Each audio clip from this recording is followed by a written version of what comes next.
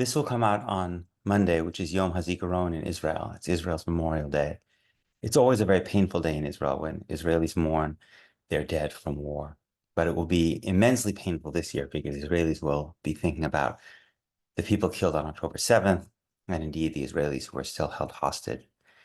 And I think it will be even worse because it seems increasingly clear to me that this war in Gaza is nowhere near an end, and that tragically, Israeli soldiers are going to continue to die in Gaza and be mourned on future Yom HaZikarons, and that this was very predictable. And I want to read something from the New York Times from yesterday. They write, quote, close quarters ground combat between Hamas fighters and Israeli troops raged in parts of northern Gaza over the weekend. The fighting fit into a now familiar scenario. Israeli forces returning to an area where they had defeated Hamas earlier in the war, only to see the group reconstitute in the power vacuum left behind. This kind of thing will be very familiar to Americans who remember our wars in Iraq and Afghanistan, and indeed in Vietnam, where the US was told again and again that it had cleared out, Americans were told that the United States had cleared out entire swaths of territory where it had defeated the enemy, only to find that the enemy was still there and the United States needed to return again and again. So we were told also that Israel had defeated Hamas everywhere in Gaza except for this little corner in the south in Rafah, and it just needed to go in there and defeat a last few Hamas units, and then Hamas would be defeated. And we now see that that's a lie. And it's a lie for the same reason it was a lie in Iraq and Afghanistan and Vietnam, because countries with powerful armies like Israel and the United States can topple governments, but they cannot defeat insurgencies unless they offer a solution to the underlying fundamental political grievance of the population. And this Israeli government has not even tried to pretend that it is offering a solution to the fundamental grievance of the Palestinian people in Gaza and beyond, which is their lack of freedom. And so, absent that, Israel can't marginalize Hamas. And even if it could somehow miraculously marginalize or even defeat Hamas, it would simply face another resistance force that was just as dangerous. Of course, what Hamas did on October 7th was horrifying, but Palestinians have been fighting Israel in a whole range of ways, including violence against Israeli civilians, since long before Hamas existed. And so saying that you are going to make Israel safe by defeating Hamas without dealing with the underlying problem of Palestinian lack of freedom is a little bit like when Israel thought that it could solve its problem in the early 1980s by kicking the PLO out of southern Lebanon. And it did expel the PLO from southern Lebanon, and it laid waste to much of Lebanon, and it laid the foundation for Hezbollah, which is an even more formidable foe.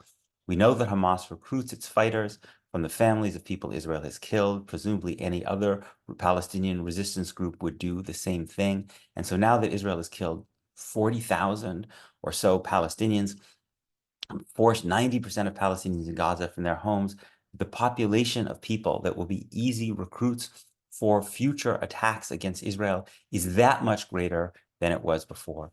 And so Israel is less safe. And this war, it seems to me, is likely to drag on for a very, very long time, leaving more and more Palestinians devastated and indeed more Israelis endangered and dead. And what's so depressing to me is that this was predictable. Indeed, this was predicted. And the people who predicted it most clearly, not coincidentally, were Palestinians who've been saying from the very beginning that Israel's fundamental problem is not with Hamas, it's with the Palestinian people, and that Israel has to offer a solution to that fundamental problem. And yet, their voices have been, as so often has been the case in the United States, marginalized in American politics and in American media, certainly marginalized in Israel, where it's rare to hear Palestinian voices on Israeli TV, where Israel's own Palestinian citizens who oppose this war, if you look at public opinion, who could have been the wisest counsel for Israeli political leaders, have been basically terrified into silence because of Israeli repression. And so this kind of blind fury that you've had in Israel after October 7th, abetted by the United States, which so resembles the mood in the United States after 9/11, has marginalized the voices that could have offered the wisest counsel about how to respond. So what do we see in the United States? we see that many, many people who supported the Iraq War have very high-profile positions and platforms in discussions about the war in Gaza.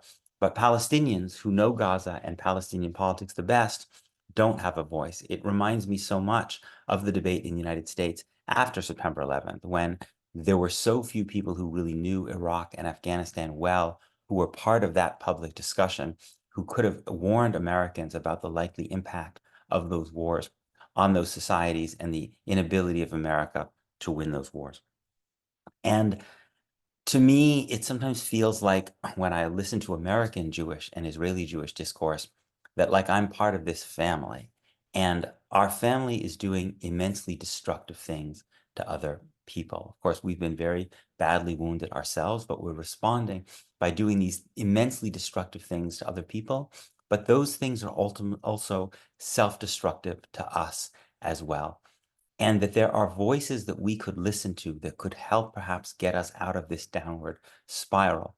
In this case, particularly to listen to Palestinians, because Palestinians know better than anybody else what it will take to get Palestinians to stop fighting against Israel. And Palestinians have been saying again and again and again that Israeli Jews will not be safe if Palestinians are not safe, and Palestinians can't be safe unless they're free. And those voices, I believe, could get us out of this terrible downward spiral, and yet they are systematically excluded from our discourse. And I listen again and again and again to very, very smart people in my community who have public platforms in politics, in media, discussing this issue. And I think these people are very, very smart. Why hasn't it occurred to them to bring in Palestinian voices onto their platforms and ask Palestinians what they think the solution to Israeli safety is? And because Palestinians are not part of that conversation, I feel like we are in this downward spiral, not only in terms of the horrors that we commit and that Israel commits against Palestinians, but indeed the way that contributes to less and less safety for Israeli Jews. The wars in Iraq and Afghanistan left America in so much worse shape in so many ways. And when you think about what this war in Gaza will mean for Israel, given that Israel is not half a world away from the territories that it is devastating, and in which it's producing all of these enraged people who want to fight back, but that it actually lives cheek by jowl with those people.